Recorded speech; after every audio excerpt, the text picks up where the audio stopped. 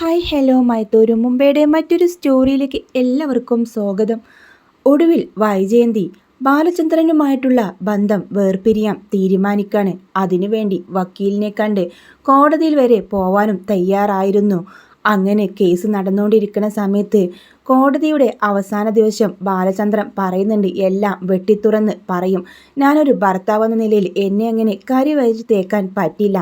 അതുകൊണ്ട് തന്നെ കോടതി മുറി വെച്ച് അവളെ ഞാൻ പൊരിക്കും. അവളുടെ മകളാണ് അലീനയെന്നും എല്ലാ സത്യങ്ങളും വിളിച്ച് പറയും. അതോടുകൂടി ശിവശങ്കരമേനോനും ഗംഗാധരമേനോനും ആകെ വല്ലാതെയാവാണ്. ലോകം മുഴുവൻ ഈ കഥ അറിയും. തൻ്റെ പെങ്ങൾ കല്യാണത്തിന് മുമ്പ് പിഴച്ച പ്രസവിച്ചതും നാട്ടുകാരുടെ മുമ്പിൽ തല കുമ്പിട്ട് നടക്കേണ്ടി വരും. ഇതിനൊരു പരിഹാരം എന്താണ്? അങ്ങനെ അവർ അലീനയെ വിളിച്ച, മോളെ നീ അറിഞ്ഞില്ലേ വിവരങ്ങളൊക്കെ? അറിയാം. അച്ഛനെ എങ്ങനെയെങ്കിലും പിന്തിരിപ്പിക്കാൻ നിനക്കാവുമോ? നാട്ടുകാരും വീട്ടുകാരും എല്ലാവരും അറിയുമ്പോൾ അതിൻ്റെ നാണക്കേട് എല്ലാവർക്കും കൂടെയാണ്.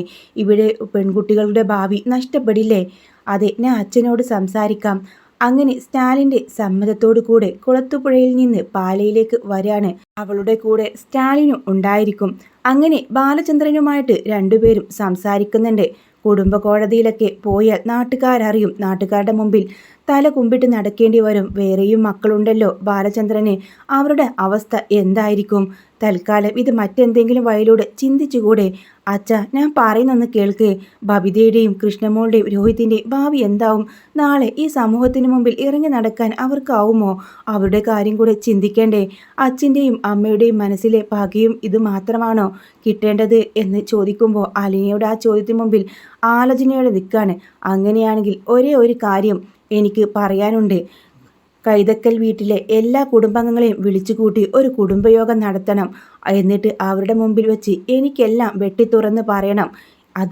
അത് സാധിക്കുമോ? അതെ, സാധിക്കണം. അല്ലെങ്കിൽ കോടതിയിൽ പോയി ഞാൻ ഈ കാര്യം പറയും എന്ന്.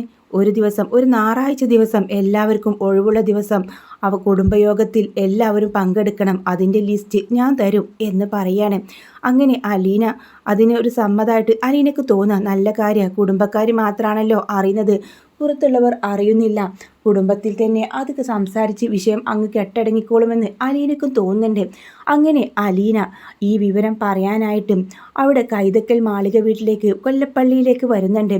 സിറ്റ് ഔട്ടിൽ നിൽക്കുന്ന ഹരിശങ്കർ അലീന വരുന്നത് കണ്ട് നെട്ടലോടെ നോക്കി നിൽക്കാണ്. കാറിൻ്റെ ഡ്രൈവിംഗ് സീറ്റിലിരുന്ന് അവൾ ഇറങ്ങുന്നു. കുറച്ച് ദിവസം മുമ്പ് വരെ ഈ വീട്ടിലെ വേലക്കാരി ആയിരുന്നവളാണ്. ഇപ്പം ഏതോ കുമാരകുമാരിയെ പോലെ അവളിതാ കാറിൽ വന്ന് ഇറങ്ങുന്നു. അതും സ്വയം ഡ്രൈവ് ചെയ്ത്. വിശ്വസിക്കാനാവാതെ ഹരിശങ്കർ അവളെ തന്നെ നോക്കാണ്. അവളുടെ ശരീരവടിവും സൗന്ദര്യം കണ്ട് അവൻ്റെ കണ്ണ് അഞ്ചി പോകുന്നുണ്ട്. അവൻ്റെ നോട്ടം സഹിക്കാനാവാതെ അലീന അകത്തേക്ക് കയറിപ്പോവാണ്. കമല അച്ഛനില്ലേ എന്ന് ഹരിശങ്കറിനോട് ചോദിക്കുന്നുണ്ട്. അച്ഛൻ മുകളിലുണ്ടെന്ന് അവന് പറയുന്നുണ്ട്. ആ സമയത്താണ് കമല ഹാളിലേക്ക് വരുന്നുണ്ട്. നേരം വെളുത്ത് വരുന്നതേ ഉള്ളൂ. എല്ലാവർക്കുള്ള ബ്രേക്ക്ഫാസ്റ്റുമായിട്ട് ട്രെയിനിങ് റൂമിലേക്ക് വരുമ്പോഴാണ് അലീന പൊട്ടി വീണതുപോലെ മുമ്പിൽ വന്ന് നിൽക്കുന്നത്. ഈ പെണ്ണ് എവിടെ നിന്ന് വന്നു എന്ന് കരുതി വാ പൊളിച്ച് നോക്കി നിൽക്കുന്ന കമലയോട് പറയുന്നുണ്ട്, മുത്തശ്ശിയെ ഒന്ന് കാണട്ടെ എന്നും പറഞ്ഞുകൊണ്ട് മുത്തശ്ശിയുടെ റൂമിലേക്ക് പോകുന്നുണ്ട്.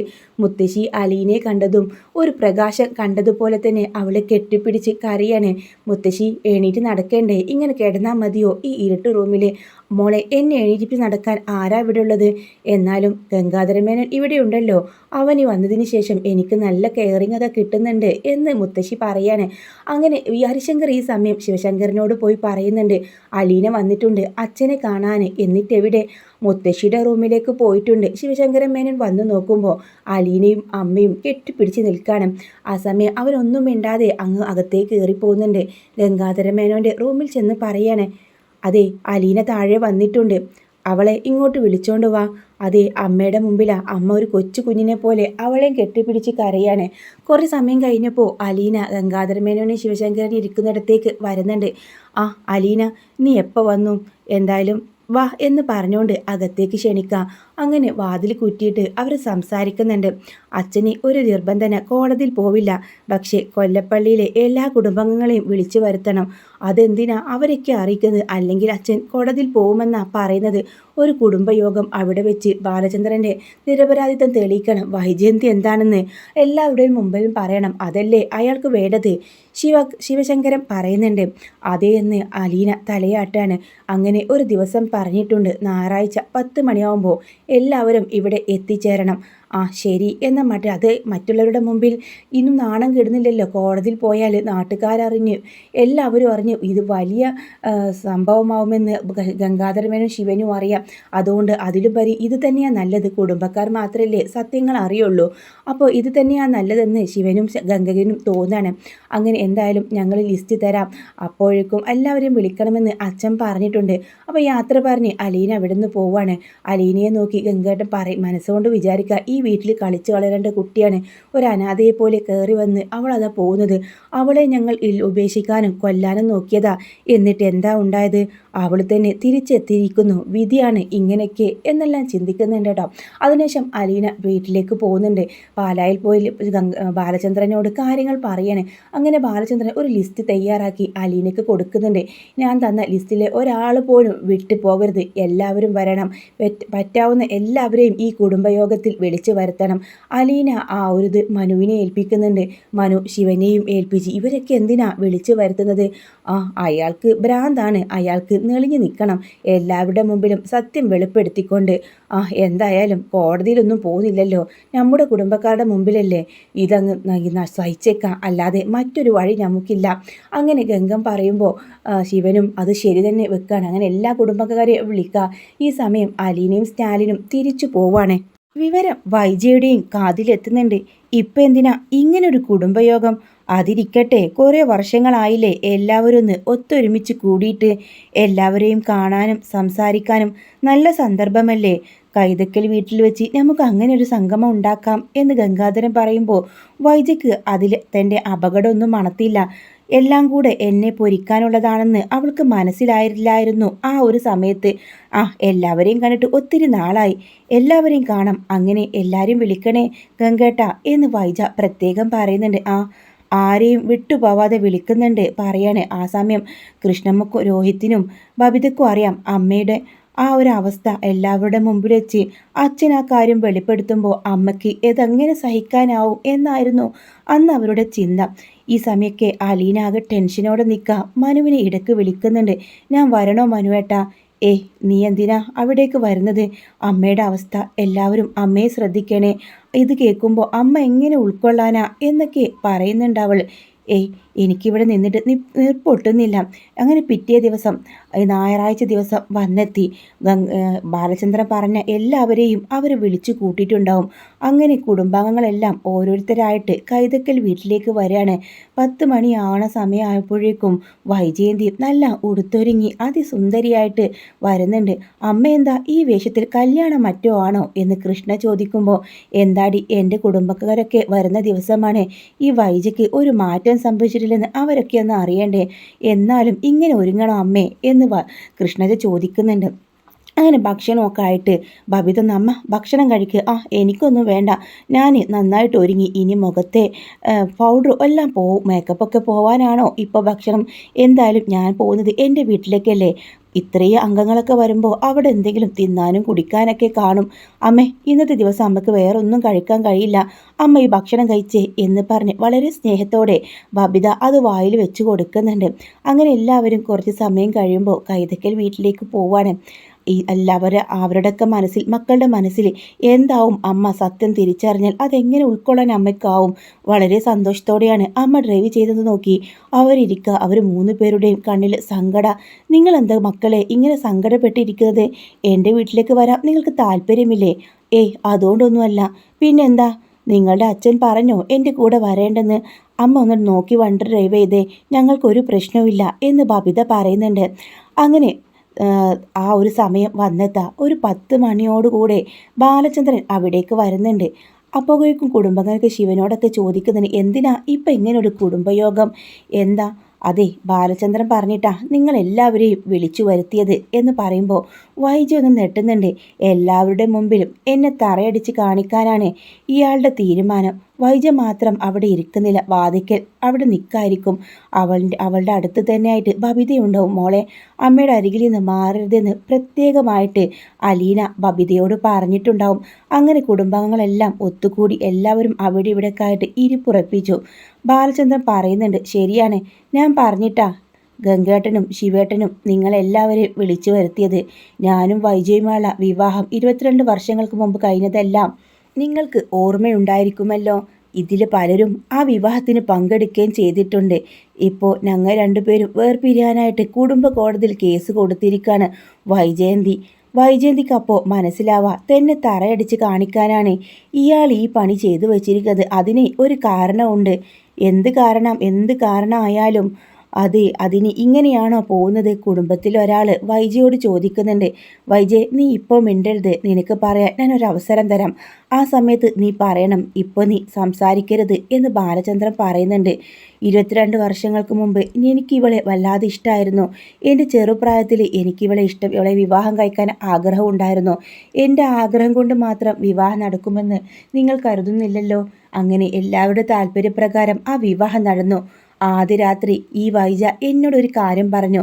അവൾക്ക് ഒട്ടും താല്പര്യമില്ലായിരുന്നു ഈ വിവാഹത്തിനെന്ന്. അവളുടെ ചെകിടത്തടുത്ത് നോക്കി ഒന്ന് കൊടുക്കായിരുന്നില്ലേ എന്ന് അവിടെയുള്ള മുതിർന്ന ഒരാൾ പറയുന്നുണ്ട്. ആ സമയം ബാലചന്ദ്രൻ പറയും, അങ്ങനെ ചെകിട് നോക്കി ഒന്ന് കൊടുത്തിരുന്നെങ്കിൽ എന്നോട് താല്പര്യം ഉണ്ടാവുമോ? ഇല്ലല്ലോ. അവളുടെ ആ താല്പര്യം ഇല്ലായ്മയും അവൾ എന്നോടെന്തോ ഔദാര്യം കാണിച്ചതുപോലെ ഈ 22 വർഷവും അവൾ എന്നോട് കാണിച്ചു. 22 വർഷമായില്ലേ, നിങ്ങൾക്ക് മക്കളും ജനിച്ചു, എന്നിട്ടും ഒരു മാറ്റം വന്നില്ലേ? മാറി, എൻ്റെ സ്വഭാവത്തിൽ മാറ്റം വരുത്തി. ആ സമയം വൈജ പറയുന്നുണ്ട്, നിങ്ങളുടെ സ്വഭാവത്തിൽ മാറ്റം വരുത്തുന്നോ? നിങ്ങളുടെ സ്വഭാവം മാറാൻ ഞാനൊന്നും ചെയ്തിട്ടില്ല. നിങ്ങൾക്ക് ഒരു മാറ്റവും വന്നിട്ടില്ലായിരുന്നു. കഴിഞ്ഞ ഒരു വർഷത്തിന് ശേഷമാണ് നിങ്ങളുടെ സ്വഭാവം മാറിയത്. അതെ, ഇവിടെ എല്ലാവർക്കും അറിയാം. വൈജ യുദ്ധസന്നഹായി അവിടെ തന്നെ നിലയുറപ്പിച്ചു. ബാലചന്ദ്രൻ പറയുമ്പോൾ, അങ്ങനെ ഒരു വർഷത്തിന് മുമ്പ് എന്താണ് നീ എൻ്റെ സ്വഭാവത്തിൽ മാറ്റം കണ്ടത്? ആ സമയം കുടുംബക്കാരും വൈജയോട് ചോദിക്കുന്നുണ്ട്. അമ്മയെ നോക്കാനെന്ന് പറഞ്ഞ് ഒരു വേലക്കാരി പെണ്ണ് വീട്ടിൽ വരുമ്പോഴേ ബാലചന്ദ്രന് യാതൊരു കുഴപ്പമുണ്ടായിരുന്നില്ല. അവളെ കണ്ടതും അവളുടെ തൊലിവെളുപ്പ് കണ്ട് അവളിലങ്ങ് മയങ്ങിപ്പോയി. പിന്നെ അവൾ ഭക്ഷണം വിളമ്പി കൊടുക്കണം, അവൾ കിടക്ക വിരിക്കണം, എല്ലാം അവൾ ചെയ്യണം. സ്വന്തം മക്കളോട് പോലും ഇല്ലാത്ത വാത്സല്യം അവളോട്. അവൾ പറയുമ്പോൾ ഹോട്ടലിൽ കൊണ്ടുപോകുന്നു, സിനിമ കാണിക്കുന്നു, അങ്ങനെ പല കാര്യങ്ങളും. ഒരു ദിവസം അരുതാത്ത രൂപത്തിൽ ഞാൻ ബാലചന്ദ്രനെയും വൈജയും കണ്ടു. അതങ്ങ് തിരുത്തി പറഞ്ഞേക്ക്, നീ എന്താ കണ്ടത് എന്ന് ചോദിക്കുന്നുണ്ട് ബാലചന്ദ്രൻ. രണ്ടുപേരും കെട്ടിപ്പിടിച്ച് നിൽക്കുന്നത്. ആ സമയം ഇതൊക്കെ സത്യമാണോ എന്നെല്ലാം കരുതിക്കൊണ്ട് എല്ലാവരും ബാലചന്ദ്രൻ്റെ മുഖത്തേക്ക് നോക്കാണ്. പിന്നെ ഒരു ഭാര്യയ്ക്കും സഹിക്കാൻ പറ്റാത്ത തരത്തിലുള്ള പ്രവൃത്തികളായിരുന്നു പിന്നെ അവിടെ നടന്നത്. പിന്നെ ഞാൻ എന്ത് ചെയ്യണം? ബാലചന്ദ്രൻ മറ്റൊരു റൂമിലേക്ക് താമസം മാറി. പിന്നെ എനിക്ക് കുടുംബ കോടതിയിൽ പോകണം, എനിക്ക് ഡൈവേഴ്സ് വേണം. അതിനു വേണ്ടി തന്നെയാണ് ഞാൻ കരുതിയിരുന്നത്. ഇത് എൻ്റെ തെറ്റുകളല്ല. അതൊക്കെ പറഞ്ഞ് വൈജയന്തി തൻ്റെ ഭാഗം പൂരിപ്പിച്ച് ക്ലിയറാക്കി അവിടെ വെക്കാണ്. ബാലചന്ദ്രൻ ഒരു പുച്ഛച്ചിരിയോടെ ചോദിക്കുന്നുണ്ട്, കേട്ടല്ലോ, ഇവള് പറഞ്ഞതെല്ലാം ഞാനൊരു ആഭാസനും പെണ്ണ് പിടിയനുമാണെന്നാ ഇവള് പറഞ്ഞു വരുന്നത്. ആ പറയുന്ന ആൾക്ക് ഉള്ള കാര്യത്തിലും ഒരു നീതിയും വേണ്ടേ? അങ്ങനെ പറയാൻ ഒരു അർഹതയ്ക്ക് വേണ്ടേ? ഇനി ഞാൻ പറയാം. ഈ 22 വർഷങ്ങൾക്ക് മുമ്പ് ഞാൻ ഇവളുടെ കഴുത്തിൽ താലിക്കെടുത്തതിന് മുമ്പേ ഇവള് ഒരു പെൺകുഞ്ഞിനെ പ്രസവിച്ചിരുന്നു. ഒരു പ്രസവിച്ച പെണ്ണാണ് എൻ്റെ മുമ്പിൽ യാതൊരു അവജ്ഞതയുമില്ലാതെ എല്ലാ അഹങ്കാരത്തോടു കൂടെ എൻ്റെ മുന്നിൽ തല കുനിച്ച് തന്നത് താലി കെട്ടാനായിട്ട്.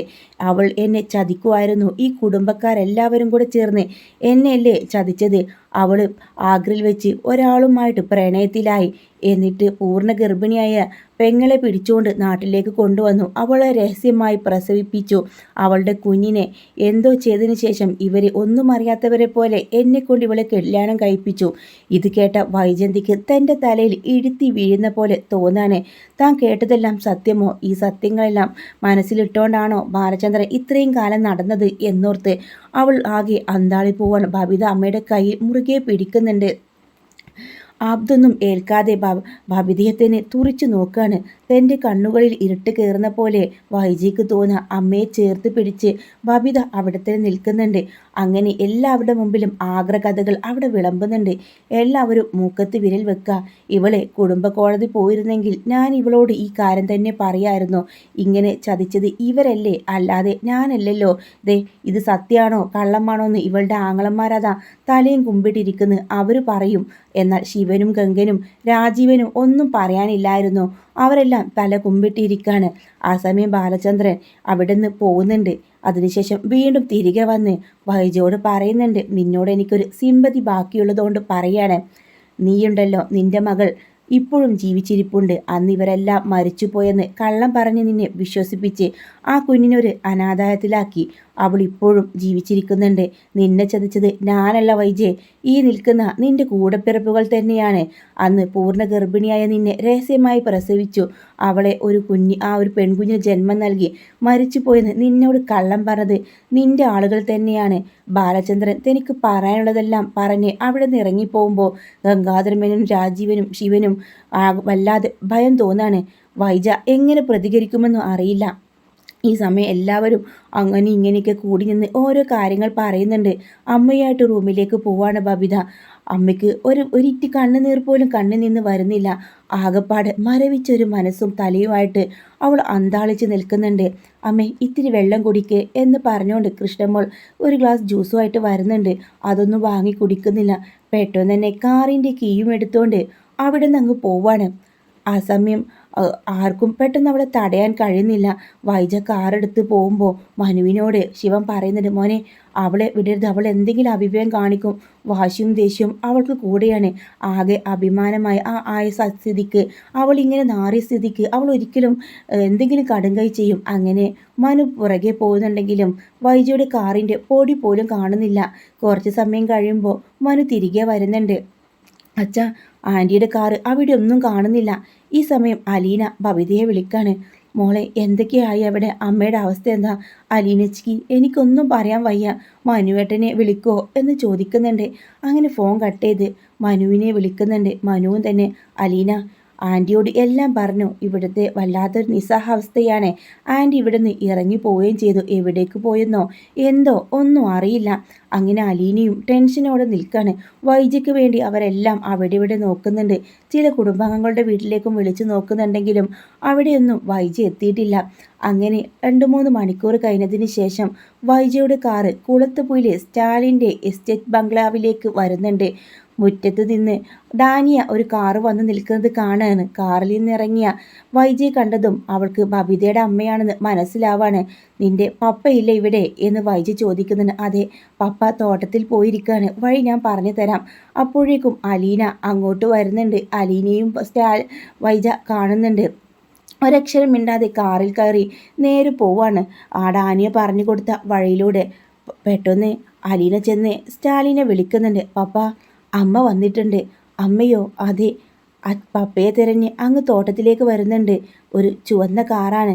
അവൾ ഒരു സിഗ്നൽ നൽകുന്നുണ്ട്. ശരി, ഞാൻ നോക്കിക്കോളാം. അങ്ങനെ സ്റ്റാലിൻ ഫോൺ കട്ട് ചെയ്യുമ്പോഴേക്കും കാറ് തനിക്കും അഭിമുഖമായി വന്ന് നിൽക്കുന്നത് അയാൾ കാണുന്നുണ്ട്. അതിൽ നിന്ന് വൈജ ഇറങ്ങാണ്.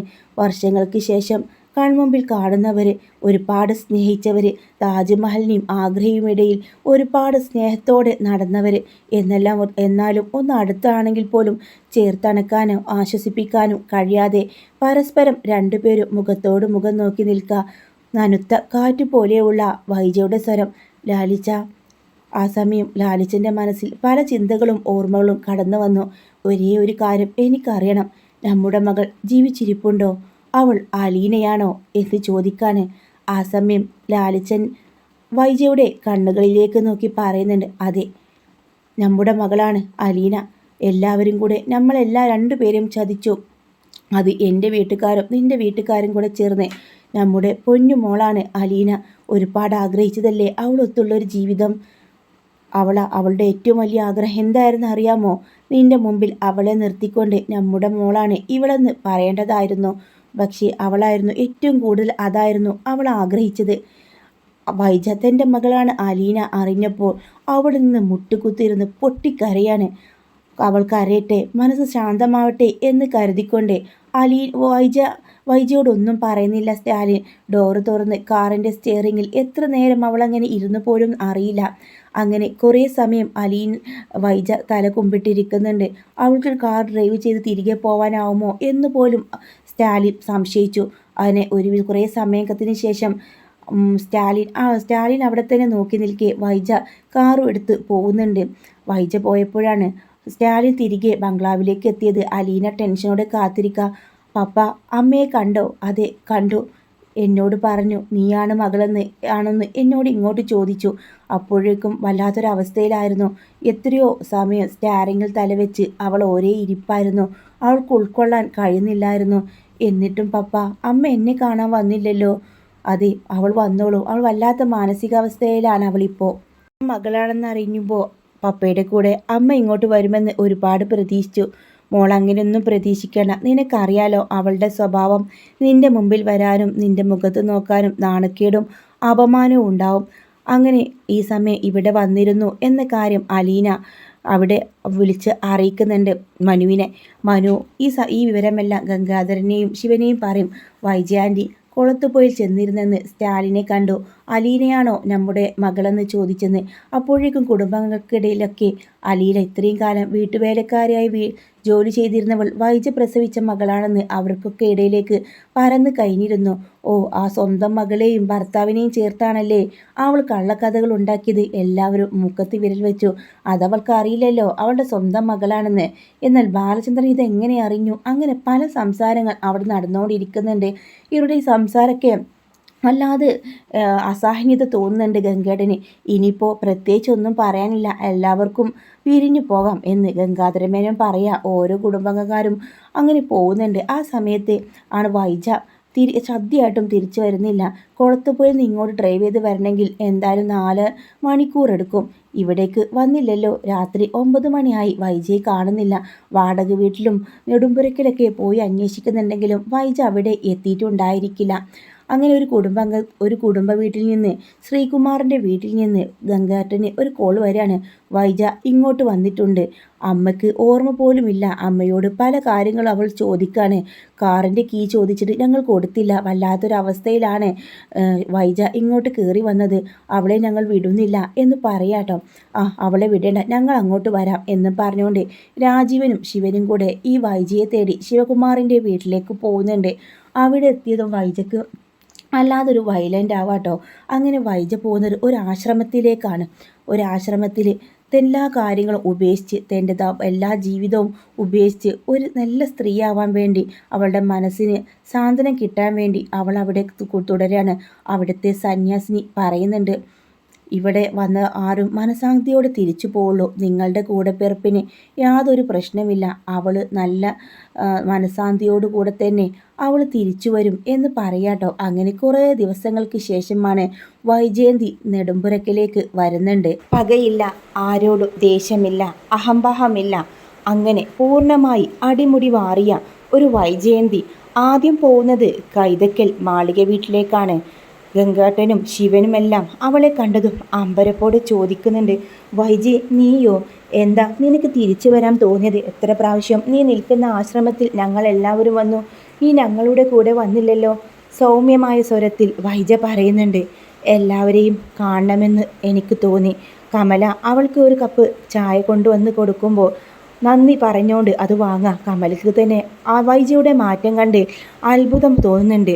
ചായ മാത്രം കുടിച്ച് ഗ്ലാസ് അവിടെ വെച്ച് യാത്ര പറഞ്ഞ് അവിടെ നിന്ന് ഇറങ്ങുമ്പോൾ കമല ഓർത്തു പോവാണ്, എന്തൊരു അഹങ്കാരത്തോടെയാണ് പലപ്പോഴും ഈ വീട്ടിലേക്ക് വരെ കയറി വന്നിട്ടുള്ളത്. ഇങ്ങനെ ഒരാൾക്ക് മാറാൻ കഴിയുമോ എന്ന് പോലും കമലക്ക് തോന്നുന്നുണ്ട്. അല്ല വൈജെ, നിന്റെ കാർ ഇപ്പോഴും ശ്രീകുമാറിൻ്റെ വീട്ടിലാണല്ലോ, അതെടുത്തു കൊടുന്നില്ലല്ലോ, നീ എങ്ങനെയാ വന്നത്? ശിവൻ ചോദിക്കുമ്പോൾ ഞാൻ ബസ്സിലാണ് വന്നത്, ഞാൻ നിന്നെ നെടുമ്പുരക്കിൽ കൊണ്ടുവിടാം. വേണ്ട, ബസ്സും ഓട്ടോയൊക്കെ കിട്ടുമല്ലോ, ഞാൻ തനിയെ പൊയ്ക്കോളാം എന്നും പറഞ്ഞുകൊണ്ട് ഒരു ഓട്ടോയിൽ കയറിക്കൊണ്ട് നെടുമ്പുരക്കിലേക്ക് പോവാണ്. സിറ്റ് ഔട്ടിൽ തന്നെ അമ്മ വന്ന വിവരം അറിഞ്ഞ് കൃഷ്ണമോൾ കാത്തു നിൽക്കുന്നുണ്ടായിരുന്നു. അമ്മ ഒരു ഓട്ടോയിൽ വന്നിറങ്ങുമ്പോൾ അവൾക്ക് ആശ്ചര്യമായി. മുറ്റത്തേക്ക് തൻ്റെ അടുത്തേക്ക് നടന്നു വരുന്നത് മറ്റൊരു സ്ത്രീയാണെന്ന് പോലും അവൾക്ക് തോന്നി. അമ്മയെ കണ്ടതും കൃഷ്ണമോൾ ഓടി വരുന്നുണ്ട്. മോളെ, നിനക്കിന്ന് ക്ലാസ്സില്ലേ എന്ന് ചോദിക്കുന്നുണ്ട്. തൻ്റെ പഴയ അമ്മയല്ല, സൗമ്യയും സ്നേഹം നിറഞ്ഞ ശബ്ദം. കണ്ണുകളിൽ നോക്കുമ്പോൾ വാത്സല്യം വഴിഞ്ഞൊഴുകുന്നു. ഒരിക്കൽ പോലും അമ്മയെ ഇങ്ങനെ കണ്ടില്ലല്ലോ എന്ന് കൃഷ്ണ ആലോചിക്കുന്നുണ്ട്. ബബിത വരുന്നുണ്ട്. അങ്ങനെ അമ്മയെ അകത്തേക്ക് കൂട്ടിക്കൊണ്ടു പോവാണ്. അതിനുശേഷം ബബിത ഫോണെടുത്ത് ബാലചന്ദ്രനെ വിളിക്കുക. ബാലചന്ദ്രൻ തൻ്റെ ടെക്കി ഷോപ്പിലായിരിക്കും. അമ്മ വന്നിട്ടുണ്ട്. ആണോ, എപ്പോൾ എത്തി എന്ന് ബാലചന്ദ്രൻ ചോദിക്കുക. കൂടുതലൊന്നും അയാൾ ഒന്നും പറയുന്നില്ല. ബബിത ഒന്നും പറയുകയും ചെയ്യുന്നില്ല. അങ്ങനെ ഒരുപാട് സമയമായപ്പോൾ, രാത്രി സമയമായപ്പോൾ ബാലചന്ദ്രൻ വരുന്നുണ്ട്. അതിനു മുമ്പേ വൈജ കിച്ചണിൽ നിന്നുകൊണ്ട് ഭക്ഷണം കഴിക്കു തുടങ്ങിയിരുന്നു. ബാലചന്ദ്രനും ബബിതയും കൃഷ്ണമോളും ഹാളിലെ ഊണുമേശയ്ക്കിലിരുന്ന് ഭക്ഷണം കഴിക്കുമ്പോൾ ഒരുപാട് നിർബന്ധിച്ചെങ്കിലും വൈജ അവിടേക്ക് വന്ന് ഭക്ഷണം കഴിക്കാൻ കൂട്ടാക്കിയില്ല. ബാലചന്ദ്രൻ കൂടുതലൊന്നും ചോദിക്കുകയും ചെയ്തില്ല ബബിതയോട്. അമ്മ എവിടെയാണെന്ന്, അവിടെ ആരോ ഉണ്ടെന്ന കാര്യം മാത്രം ബാലചന്ദ്രൻ അറിയാം. ഭക്ഷണം കഴിച്ചു കഴിഞ്ഞ് അയാൾ മുകളിലേക്ക് പോയി. തൻ്റെ മക്കളെ തൻ്റെ ഇരു സൈഡിലും കിടത്തി വൈജയന്തി കിടക്കുമ്പോൾ കൃഷ്ണമോളുടെ മുഖത്ത് തലയിലും മുടിയിലൊക്കെ തഴുകിക്കൊണ്ട് ചോദിക്കുന്നുണ്ട്, അമ്മയോട് നിനക്ക് ദേഷ്യമുണ്ടോ? ഇല്ല എന്ന് അവൾ പറയുന്നുണ്ട്. ആദ്യമായിട്ടാണ് അമ്മയുടെ സ്നേഹസ്പർശനം അവൾ ഏൽക്കുന്നത്. കൽപ്പനയും ദേഷ്യവും മാത്രമേ അമ്മയിൽ നിന്നുണ്ടായിട്ടുള്ളൂ. അമ്മയുടെ നെഞ്ചോട് ചേർന്ന് കൃഷ്ണമോൾ കരച്ചിലോടെ കെട്ടിപ്പിടിച്ച് കിടക്കുന്നുണ്ട്. ബബിതയ്ക്കും തന്നോട് ദേഷ്യമില്ലെന്ന് അവൾക്കറിയാം. തന്നെ എത്രമാത്രം സ്നേഹിക്കുകയും താൻ തകർന്നു പോകുന്ന സമയങ്ങളെല്ലാം തൻ്റെ കൂടെ നിന്നവളാണ്. പക്ഷേ അവളോട് പ്രത്യേകിച്ച് ചോദിക്കേണ്ട ആവശ്യമില്ല അമ്മയോട് ദേഷ്യമുണ്ടോ എന്ന്. അങ്ങനെ ബബിതയോടും ഈ കാര്യം ചേർത്ത് പിടിച്ച് അവളെയും ചേർത്ത് പിടിച്ചുകൊണ്ട് ആണ് കേട്ടോ കിടക്കുന്നത്. ഈ സമയം ബാലചന്ദ്രമേനും തൻ്റെ റൂമിലെ കതക് കുറ്റിയിടണോ വേണ്ടയോ, ഇത്രയും ദിവസം കതക് കുറ്റിടാതെയാണ് കിടന്നത്. അത് തനിക്ക് എന്തെങ്കിലും രാത്രി സംഭവിച്ചു പോയാലോ, ആരെങ്കിലും വിളിച്ചാൽ കേൾക്കാതിരിക്കുമോ എന്നൊരു ഭയം കൊണ്ടായിരുന്നു. ഇടയ്ക്ക് ബബിത റൂമിൽ വന്ന് നോക്കുമായിരുന്നു. എന്തായാലും ഇന്ന് കുറ്റിയിടണ്ട, ഇനിയിപ്പോൾ എന്തിനാ താൻ കുറ്റിയിടുന്നത്, അല്ലെങ്കിൽ തനിക്ക് താൻ അത്രയ്ക്ക് ഭീരുവാണോ, അങ്ങനെ സ്വയം ചോദിച്ചുകൊണ്ട് അദ്ദേഹം കട്ടിൽ കിടക്കുക. കുറേ സമയം അങ്ങനെ കിടന്നപ്പോൾ എപ്പോഴോ മഴങ്ങിപ്പോയി. ആ സമയത്ത് കാലിന്മേൽ എന്തോ ചൂടുവെള്ളം വീഴുന്ന പോലെ തോന്നത്തെ ബാലചന്ദ്രൻ ലൈറ്റ് ഇട്ട് നോക്കുമ്പോഴാണ് ഒരു സ്ത്രീരൂപം തൻ്റെ കാൽ പിടിച്ച് കരയാണ്. അത് വൈജയന്തി ആയിരിക്കും. അവൾ ചെയ്ത എല്ലാ പാപങ്ങളും കഴുകി കളയുന്ന രീതിയിലായിരുന്നു ആ കരച്ചിൽ. ബാലചന്ദ്രൻ ഒന്നും മിണ്ടിയില്ല. പതിയെ എണീറ്റിരുന്നു. അതിനുശേഷം അവൾ ആ ശിരസിൽ തഴുകി. താൻ തന്നോട് ചെയ്ത 22 വർഷം തന്നെ ചതിച്ചതിനുള്ള പാപപരിഹാരമാവുമോ ഈ കണ്ണീരൊഴിക്കൽ എന്ന് മാത്രമേ അയാൾക്ക് മനസ്സിലായുള്ളൂ. കൂടുതലൊന്നും വൈജയോട് പറഞ്ഞില്ല. വൈജ തിരിച്ചും. വൈജ ആ സമയം തന്നെ ബാലചന്ദ്രൻ മുന്നിൽ കരഞ്ഞ് മാപ്പിരുന്നുകൊണ്ട് വൈജ താഴേക്ക് പോകുന്നുണ്ട്. പിറ്റേ ദിവസം അവൾ പറയുന്നുണ്ട്, ഞാൻ തിരികെ പോവുകയാണ്. എങ്ങോട്ടാണ് പോകുന്നത്? എനിക്കിവിടെ സ്നേഹനികേതനത്തിലേക്ക് പോകണം. അതിപ്പോൾ അലീനയും രേവതിക്കുട്ടിയൊക്കെയാണല്ലോ നോക്കി നടത്തുന്നത്. എനിക്ക് അവിടേക്ക് പോകണമെന്ന് ബാലചന്ദ്രനോട് ആവശ്യപ്പെടുന്നുണ്ട്. ബാലചന്ദ്രൻ ശരി എന്നൊരു സമ്മതം മാത്രം കൊടുക്കുകയാണ്. അങ്ങനെ പിന്നീട് പോകുന്നത് വൈജയന്തി സ്നേഹനികേതനത്തിലേക്കാണ്. അതുവരെ അലീനയുമായിട്ട് സ്വന്തം മകളാണെന്ന് അറിഞ്ഞതിന് ശേഷം അലീനയുമായിട്ട് ഇതുവരെ മുഖാമുഖം കണ്ടിട്ടില്ല വൈജയന്തി. അവൾക്ക് അലീനയെ മുഖത്ത് നോക്കാൻ പോലും വിഷമമായിരുന്നു, സങ്കടമായിരുന്നു. അതുകൊണ്ട് തന്നെ അലീനയെ നേരിട്ട് കാണാൻ അത്രയും വിഷമം. അങ്ങനെ വൈജയന്തി ആ വീട് മുറ്റത്ത് വരുമ്പോൾ രേവതിക്കുട്ടി, ആരത്, അമ്മയോ, ഇങ്ങോട്ട് കയറി വാ. അങ്ങനെ അന്ന് രാത്രിയാണ് വൈജയും അലീനയും ഒരുമിച്ച് കിടക്കാട്ടോ. ആ സമയത്ത് ഒരു അമ്മയുടെ മാറിൽ കിടന്ന് പൊട്ടിക്കരയാണ് അലീന.